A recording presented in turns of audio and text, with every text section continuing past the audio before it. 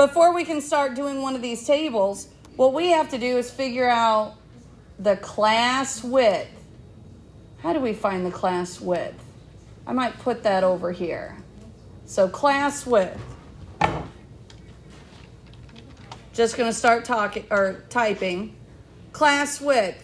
What's the formula for it? Biggest minus smallest divided by number of classes. Okay. So what I'm about to do is, if I'm doing biggest minus smallest, I'm going to put equals, open parentheses, and then try to find the biggest number.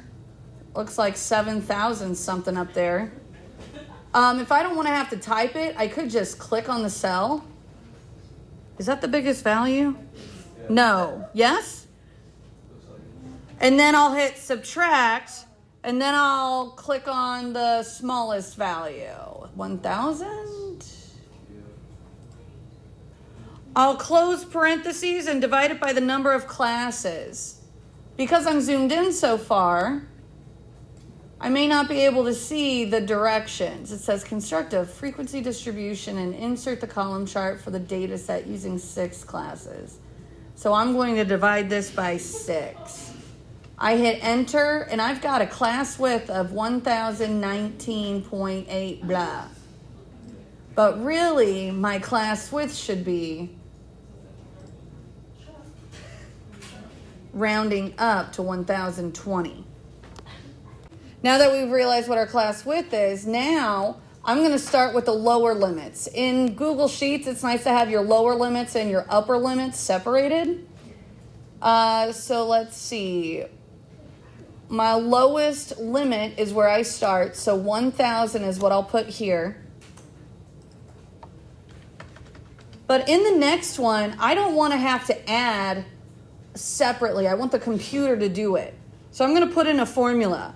I'm going to hit equals, and then I can either click on 1,000, or I could press the upward arrow, and it shows me B8. I want the previous answer added to the class width 1020.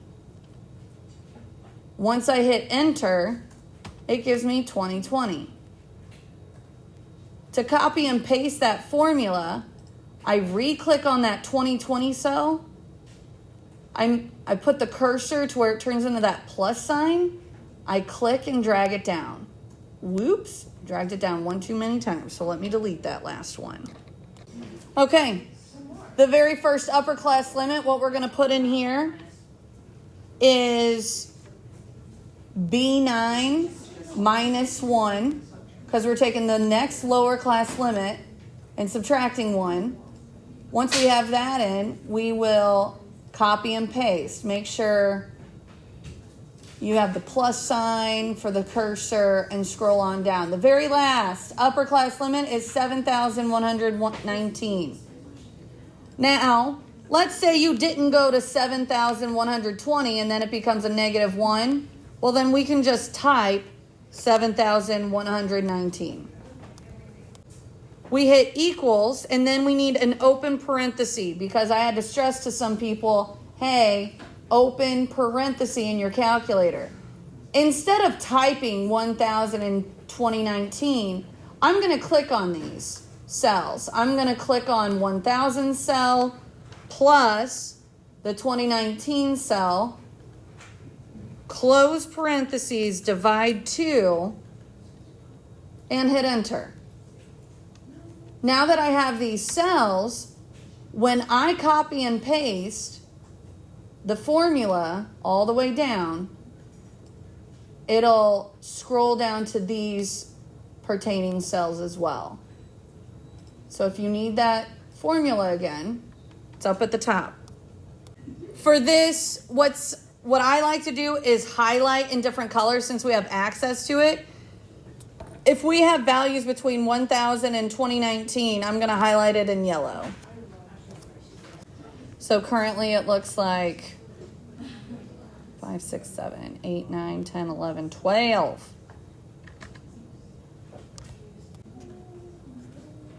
I fill with a different color. I'll make those blue. Got a frequency of 3. Since those are non-highlighted, I'm just going to use 1, 1. If I add this entire frequency column and it gets to the sample size, I know I've at least counted all of them once. So how many's in our sample size? 3, 6, 9, 12, 15, 18, 21, 22. So if I add everything in this column, I'm just going to type the word sum, and then in the next column I'll put equals sum, open parentheses, and I want to start with this. Oops, no, I don't want that one. Nope, nope, nope, nope. Let's try this again. Oh, I want this entire column added together. And I do get 22. Let's recall that relative frequency is the class frequency divided by the sample size. So in relative frequency, I'm going to take the previous item and divide it by 22, the same number. So I'm going to take equals, and I'm going to just hit my left arrow over so it selects 12. And then divide 22. I hit enter and I've got a relative frequency. Now we're going to copy and paste. So get that arrow to that box and scroll down. How could I check to see if I did this right? It should add up to 1. So if I just put, okay, I'm just going to type the word sum in H14 just to show that, okay, now this is the sum, equals in the next cell. I want the sum of these cells. I clicked and dragged all the way down, and sure enough, it is 1. So the very first frequency is going to be this cell alone. So I've got a couple options. I could just say, okay, it equals 12. Or I could say that it equals F8. Either way, cumulative frequency is going to be 12. The next row is going to be the previous value, 12, plus the class frequency, 3. So I hit equals and then I clicked on the previous row plus the class's frequency. So it's now this cell's formula that I want to copy and paste. And we can check that we've done it right because our sample size is the very last cumulative frequency value, 22.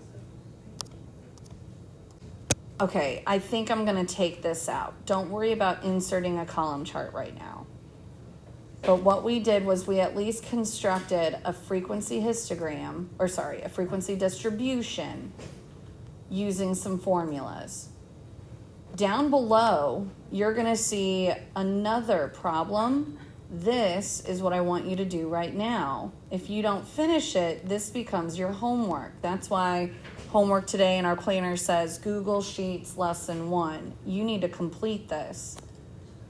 I'm going to check your work to see if you're using the formulas. You need to use the formulas for this. So if you're like, wait a second, I forgot what we did here, you have to figure out the class width at first. So the very first thing you got to do, maybe you look back at the previous problem. Where did we do class width? Oh, it was over here. What did we do for that? Oh, we took the biggest minus the smallest divided by the number of the class sizes within the directions. And then we rounded up no matter what.